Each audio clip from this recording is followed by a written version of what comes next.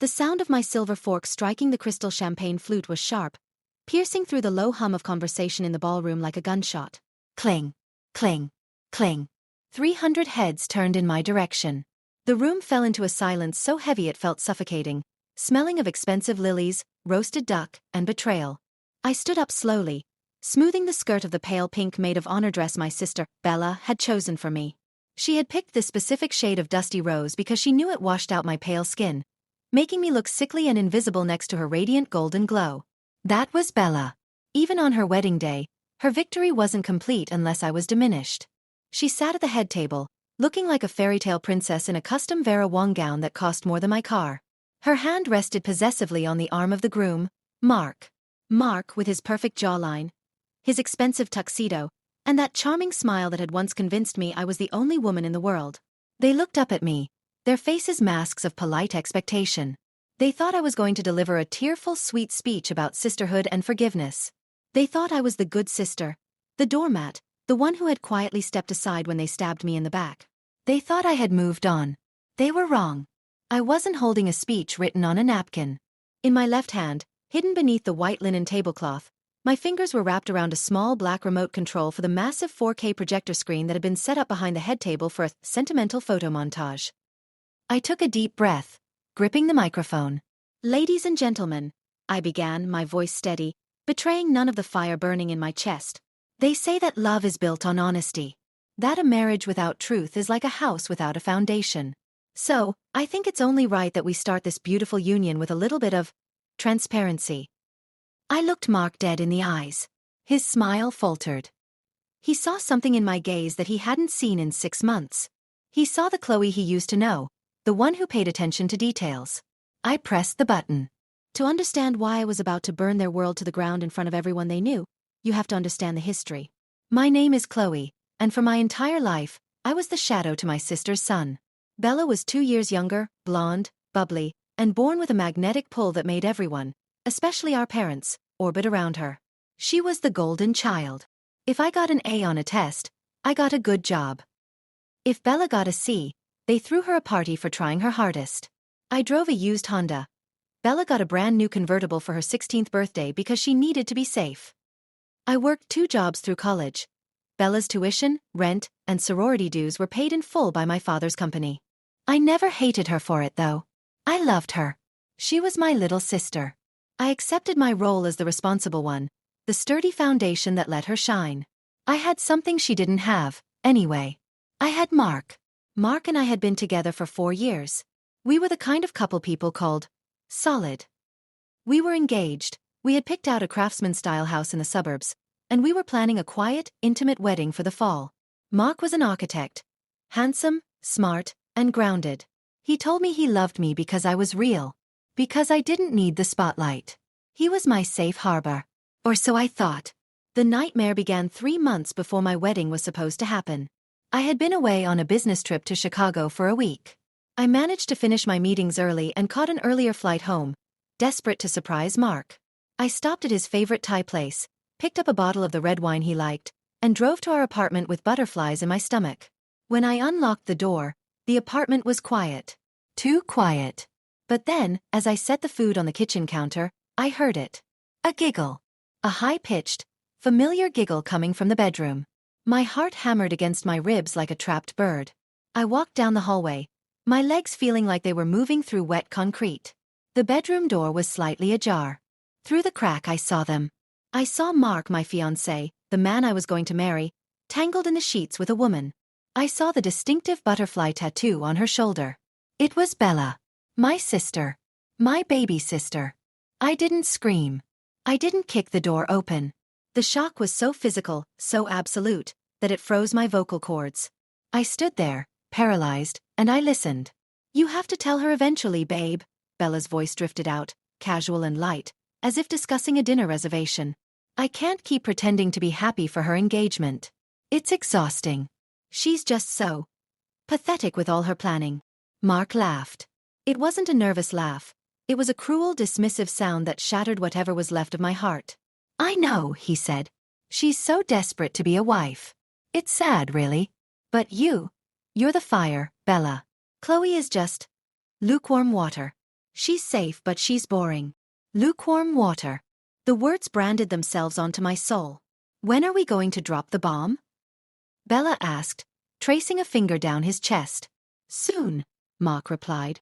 I just need to figure out how to get the deposit back on the venue without her noticing. I don't want to lose money on her. I backed away. Silent as a ghost, I retreated down the hallway, grabbed the Thai food, and walked out the front door. I sat in my car in the parking lot and screamed until my throat tasted like blood. I wanted to go back up there and kill them. I wanted to call my parents. I wanted to burn the building down. But then, a cold, terrifying clarity washed over me. If I confronted them now, what would happen? They would spin it. Bella would cry her crocodile tears, claiming it was a mistake, or that they couldn't help falling in love.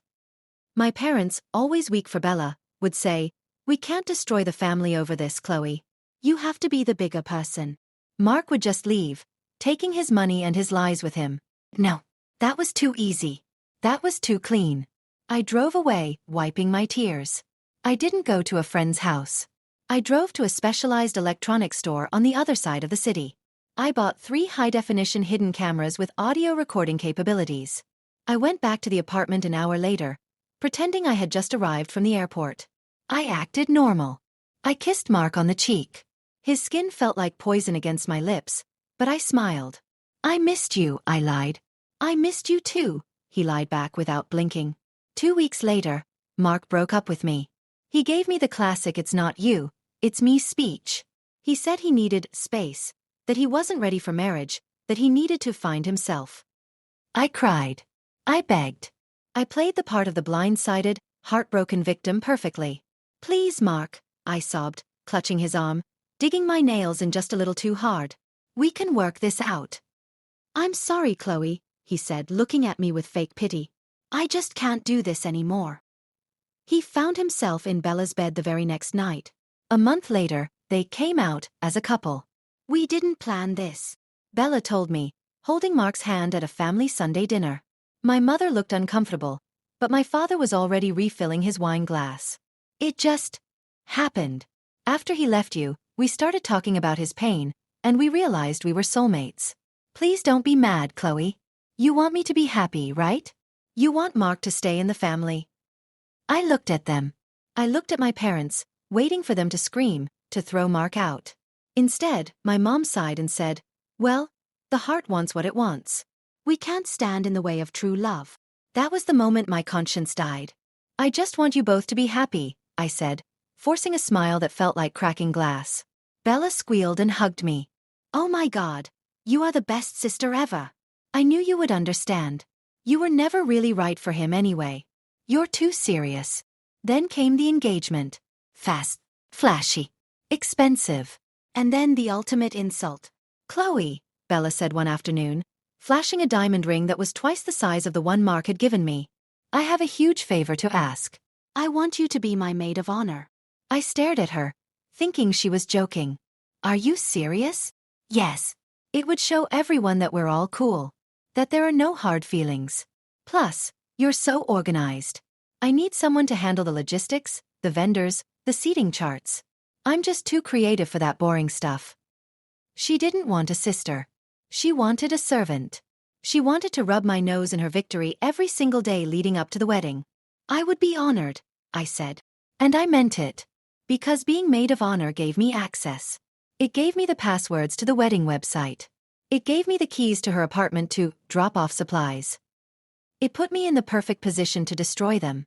For 4 months, I was the perfect slave. I planned the bachelorette party. I licked envelopes. I helped Bella fit into her dress, smiling while she complained that the flowers I picked were too cheap. And all the while my hidden cameras in Mark's apartment, which I still had a key to, and which he never thought to change the locks on, were rolling. I recorded their phone calls when they were on speaker. I caught everything. I caught them laughing about how stupid I was. I caught Bella calling our mother an old hag, who controls the money, and how she couldn't wait to put her in a nursing home. I caught Mark complaining about Bella's spending habits. But the Holy Grail came 1 week before the wedding. I was at Bella's apartment helping with the final seating charts. She went to take a shower. Mark was there, pacing the living room. He got a phone call. He walked out onto the balcony, thinking he was alone. I casually walked near the open sliding door, my phone in my hand, recording audio. "I know, baby, I know," Mark whispered into the phone. "Look, I'm marrying her for the dad's connection. You know that. Bella is a trophy, but she's annoying as hell. You're the one I want. Just wait a year. Once the merger goes through and I have access to the family trust, we'll divorce, I'll take half, and then we're set for life." My blood ran cold. Mark wasn't just cheating on me. He was playing Bella too. He was marrying her for my father's business connections. He had another mistress on the side. And then later that night, I caught Bella talking to her best friend, Jessica, on the couch while I was in the kitchen making tea. "Honestly," Bella laughed, drinking her third glass of wine, "Mark is kinda bad in bed. Like, boring. But he looks good in photos. And seeing Chloe's face every time I kiss him?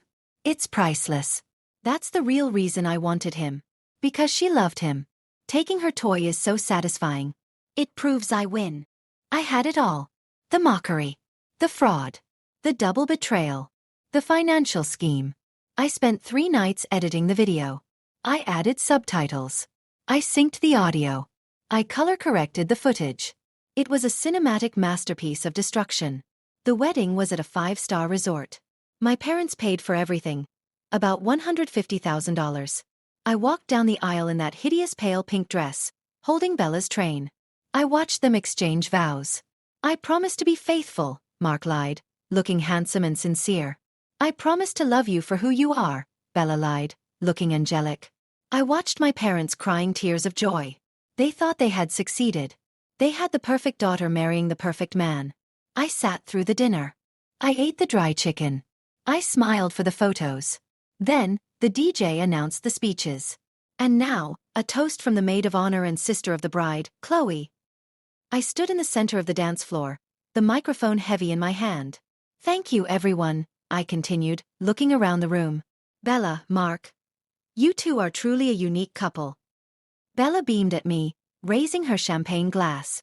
"Growing up, Bella always wanted what I had," I said, my voice sweet as poisoned honey. "My toys, my clothes. My boyfriends." A few nervous chuckles rippled through the crowd. Bella's smile faltered slightly. But I always forgave her. Because that's what sisters do. And when Mark left me for her, I stepped aside. Because true love is rare, right? "Chloe," my dad hissed from the head table, his face turning red. "Wrap it up." "But you know," I said, ignoring him completely. "Recently, I've been thinking about honesty. Mark, you promised to be faithful today. And Bella, you promised to love him. I found some old home movies that I think really capture the spirit of this relationship. I put together a little slideshow for you all." Bella looked confused. "A slideshow?" "We didn't plan a slideshow." "Surprise," I said. I pointed the remote at the giant screen behind them. I pressed play. The room dimmed. The first image on the screen was grainy footage of Bella and Mark in bed, dated 3 months before my breakup with Mark. The timestamp was clearly visible. The audio boomed through the high-quality speakers of the ballroom. "She's so pathetic. Chloe is just lukewarm water." The room gasped. It was a collective intake of breath from 300 people that sucked the air out of the room. Bella stood up, knocking her chair over. "Turn it off. Chloe, turn it off right now." I didn't turn it off. I turned the volume up. The scene cut to Bella talking to Jessica on the couch. "Mark is bad in bed. Taking her toy is so satisfying. It proves I win." Mark's head snapped toward Bella. His face went from confusion to pure, unadulterated rage. He looked like he had been slapped. The guests were whispering frantically. My mother had her hand over her mouth. But I wasn't done. The piece de resistance was next. The screen cut to Mark on the balcony, pacing, talking to his mistress. "I'm marrying her for the dad's connection. Bella is a trophy. We'll divorce, I'll take half, and then we're set." The silence that followed that clip was deafening. My father stood up slowly. He looked at Mark. This was a man who had welcomed Mark into his family, into his business, who had paid for this lavish wedding. And now he was hearing that it was all a scam to steal his fortune. "You son of a bitch," my father whispered, but in the silent room, everyone heard it. He lunged at Mark. "You wanted my company? You wanted to steal from me?" Mark scrambled backward, tripping over Bella's massive train, hands up in surrender. It's not what it looks like. It's AI. It's deepfake. Chloe made it up. Bella was screaming, a high-pitched, feral sound. She ran toward me, her face twisted into a mask of hatred. You ruined my life. You jealous witch. I hate you. She tried to lunge at me, but she tripped on the layers of tulle and silk, falling face first onto the hard wooden dance floor. Her expensive veil tore. Her makeup was smeared. She looked pathetic. I looked down at her, calm and untouched. No, Bella, I said into the microphone, which was still live. You ruined your life. I just played the tape. I dropped the microphone. It hit the floor with a loud thud that echoed like a gavel striking a judge's block. I turned around and walked out of the ballroom. Behind me, chaos erupted. I heard glass breaking. I heard my mother sobbing hysterically. I heard my father shouting orders to security to throw Mark out. I heard Mark trying to beg. I walked through the hotel lobby, my head held high. The hotel staff stared at me with wide eyes. The valet brought my car around. My trusty old Honda. The cool night air hit my face, and it felt like baptism. It felt like I was breathing for the first time in 6 months. I didn't go back to my apartment. I had already packed my bags that morning. My passport was in my purse. I had a non-refundable one-way ticket to Italy leaving in 3 hours. A solo honeymoon for one. My phone blew up for weeks. I ignored it all. I heard through the grapevine that the wedding was annulled the very next day. Mark lost his job because word got around the industry about his business plan, and my father made sure he was blacklisted in every firm in the city. Bella is currently living on a friend's couch because my parents, humiliated and heartbroken by the things she said about them, cut her off financially for the first time in her life. She tries to message me sometimes, blaming Mark, then blaming me, then begging for money. I blocked her number. As for me, I'm sitting in a small cafe in Florence right now, watching the sunset over the Arno River. I'm sipping an Aperol Spritz. I'm single. I'm debt-free. And for the first time in my life, I'm not the shadow. I'm the main character. And let me tell you, the ending was perfect.